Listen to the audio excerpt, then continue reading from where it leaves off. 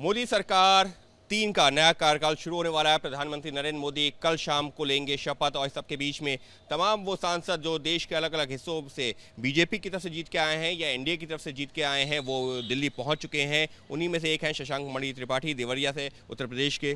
पहले तो जीत की बहुत बहुत शुभकामनाएं।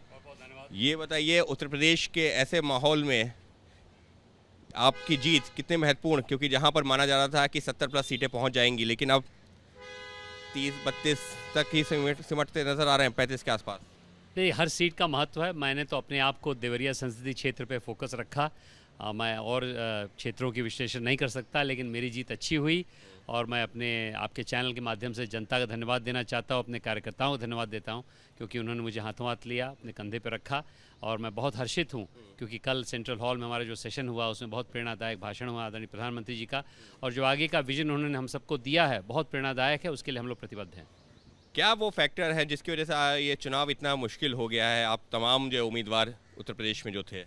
नहीं, देखिए, मेरे हिसाब से अंततोगत तो हमारी सरकार बनी है तो ऐसा मुश्किल भी नहीं है। कई जगह होता है, कुछ स्थानीय विषय होते हैं जिस पे विश्लेषण कर रहे हैं हमारी पार्टी, मैं भी कर रहा हूं, और थोड़े 1-2 हफ्ते बाद इससे पता चलेगा क्या वास्तविकता है। आज की तारीख में हम लोग खुशी के माहौल में हैं। हम लोग ये बहुत हर्षित हैं कि आदरणीय प्रधानमंत्री की ऐतिहासिक तीसरी बार सरकार बनी है, वो प्रधानमंत्री बन रहे हैं और बहुत अच्छा एनडीए का कोएलिशन है जिसका हम लोग बहुत अच्छा एक समीकरण कल देख के आए हैं।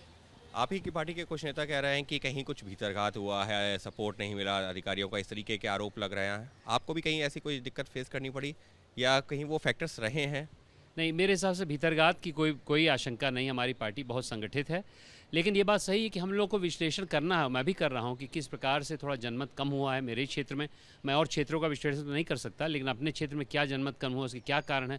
संभवतः हमने अपना संदेश जो विकसित भारत का था, जो आदरणीय प्रधानमंत्री जी का था, बहुत ही अच्छा संदेश है, मतलब जिसे दिल जीतने वाला संदेश है, लेकिन क्या हम लोग उसको पहुँचा पाए जनता के बीच में? क्या विपक्ष ने अपना संदेश ज़्यादा पहुंचाया? इसके ऊपर हम लोग को थोड़ा विश्लेषण मंथन करना पड़ेगा, लेकिन मुझे नहीं लगता कोई भीतरघात की समस्या है। क्या ऐसा लगता है कि जो 400 पार का नारा दिया गया उसकी वजह से जो एक दलित समाज जो मायावती का वोटर होता था वो इस बार जो है इंडिया गठबंधन के साथ चला गया, जिसकी उम्मीद बहुत ना के बराबर थी? नहीं, देखिए, 400 पार का नारा आवश्यक था क्योंकि हम लोग अपने कार्यकर्ताओं को उत्साहित करना चाहते थे। पिछले का लक्ष्य उससे आगे जाना, तो उसमें कोई दिक्कत नहीं थी और मुझे नहीं लगता है कि ऐसा कोई SC ST वोट बहुत बड़ा डाइवर्ट हुआ उसके कारणवश।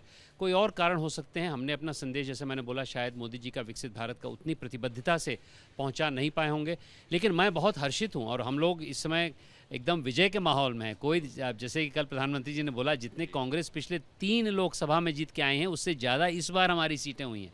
तो ये जो माहौल बन रहा है कि कुछ गलतियां हैं, ऐसा कोई गलती नहीं। चुनाव में उतार चढ़ाव होता है, कभी कभी एंटी इनकम्बेंसी भी होता है। जब 2 बार सरकार बनती है तो कुछ न कुछ तनाव होता है, लेकिन हम लोग बहुत मज़े में हैं और मेरे हिसाब से अगले 10 बल्कि कल तो 10 साल की बात हुई, 5 साल हम लोग पूरी तरह जनता के बीच में जाके जनता की सेवा करेंगे, विकसित भारत की नींव रखेंगे, बड़े फैसले करेंगे जैसा कि प्रधानमंत्री जी ने कहा, और बड़े फैसले एक ऐसे गठबंधन में करेंगे जिसमें बहुत अच्छे लोग हैं। कल चंद्रबाबू नायडू जी की, नीतीश भाई की जो स्पीच थी इतनी प्रभावशाली थी, मुझे बहुत आनंद आया। हम लोग हर्षित हैं, उत्साहित हैं, हम लोग आगे चल के अच्छा काम करेंगे। और समाजवादी पार्टी और जो तमाम जो कांग्रेस जो गठबंधन है, इंडिया गठबंधन, वो तो यही कह रहा है कि जनता की नज़रों से उतर गए हैं मोदी जी, और एनडीए गठबंधन जो पहले बहुमत की बात कर रहे थे उस तरह का नहीं आया है। इसका मतलब ये है कि जनता ने नकार दिया है।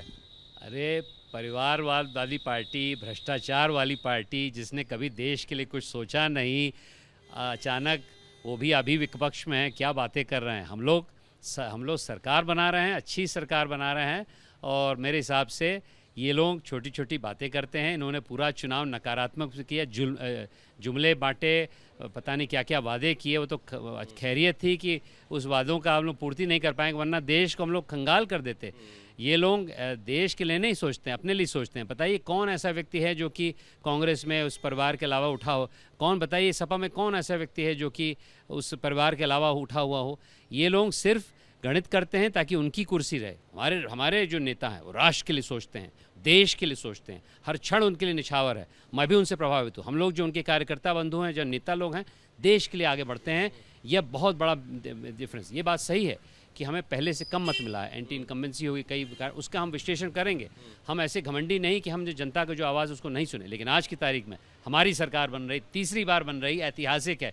विश्व के इतिहास में इतना बड़ा गणतंत्र, विश्व का सबसे बड़ा राज्य, उसमें तीसरी बार मोदी जी की सरकार बन रही, इसके लिए हम बहुत हर्षित हैं, बहुत आनंदित हैं। यानी साफ तौर पर शशांक मणि त्रिपाठी जो सांसद चुन के आए हैं उनका यही दावा है कि तीसरी बार जो बहुमत एनडीए को मिला है वो अपने आप में ऐतिहासिक है। और रही बात विपक्षी जो गठबंधन की, तो उससे भी कहीं ज़्यादा सीटें भाजपा की अकेले आई हुई हैं और इसी वजह से पूरी तरह से पूरी भाजपा और पूरा एनडीए कुनबा पूरी तरह से आशान्वित है कि अगले 5 साल बेहतरीन तरीके से चलेगी मोदी 3.0 सरकार। सहयोगी कैमरा पर्सन राजेंद्र सिंह के साथ अंकित गुप्ता, एबीपी न्यूज़, दिल्ली।